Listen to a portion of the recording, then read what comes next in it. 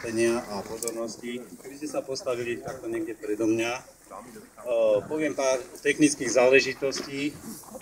Teraz by som poprosil pána primátora o príhovor a zahájenie tejto akcie.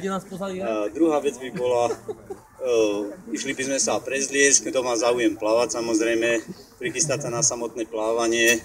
Potom by sme si pustili otužileckú hymnu, urobili spoločné foto a potom zúru do vody, do bezvedomí. Takže ešte raz poprosím o príhovor pána primátora. Ďakujem veľmi pekne, vážení športoví priatelia.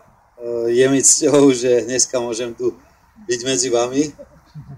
Pred rokom, dvoma sa mi ani nesnívalo, že dačo také urobíme, ale vďaka takým nadšencom, ako ste tu a ľuďom, ktorí sú ochotní postúpiť svoj voľný čas, energiu a všetko možné.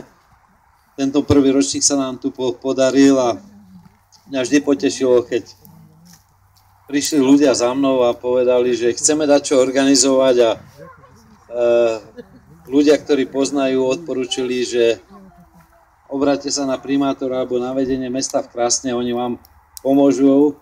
Vždy ma to nabíja energiou, keď majú dáku dôveru, že v Krásne vieme dať čo zorganizovať, vieme dať čo pomôcť.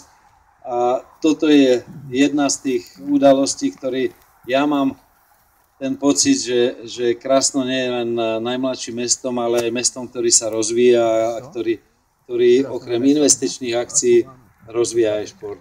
Ja chcem poďakovať všetkým, ktorí ste tu, všetkým, ktorí sa pričinili o to, aby toto podujatie bolo.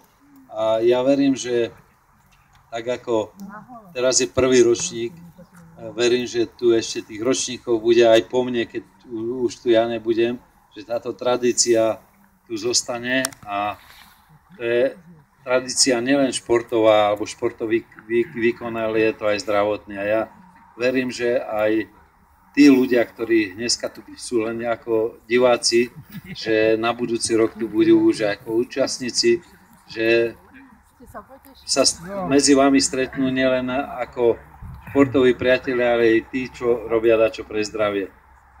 Ja už možno vo svojich rokoch to už nemám odvahu, aby som tu do tej vody vstúpil, ale verím, že budú ďalší a ďalší následovníci, ktorí túto rieku splavia. Ja verím, že dakedy to budeme robiť a to je môjim snom, že toto podujatie budeme robiť aj na námestí u nás Krásne, kde bude možno treba urobiť technické opatrenia, aby tam bola hladina vody väčšia, aby sme možno vybagrovali, možno urobili také prekážky, aby tam hladina stúpla, aby to bolo atraktívnejšie aj pre našich obyvateľov, aby si uvedomili, že tento šport je nielen šport pre fyzickú kondíciu, ale aj pre zdravotnú. Takže prajem vám dneska, aby ste Krásne mali dobrý pocit, aj keď možno v provizorných podmienkách, aby ste mali dobrý pocit, že ste urobili v Krásne propagáciu tomuto športu, znova novú propagáciu, že aby tu boli noví účastníci a vám prajem, aby všetko sa vám vydarilo tak, ako si prajete, aby ste všetci zdraví vyšli z tejto rieky našej Kysuce, lebo Krásno je síce najmladšie mesto na Slovensku, ale je také tradičné, že je tu sútok Bystrice a Kysuce a preto aj v tejto Kysuci, keď tieto preteky sú, alebo toto podujatie je, aby to bolo podujatie nielen Krásňanov, ale všetkých Kysučanov. Prajem vám všetko dobré, veľa zdravia a tí, čo ste tu, aby sa vám ďalej darilo, tí, čo máte možno nejaké tie chrípky, nádchy, aby ste začali otužovať, aby už budúci rok vás obchádzali. Všetko dobré prajem.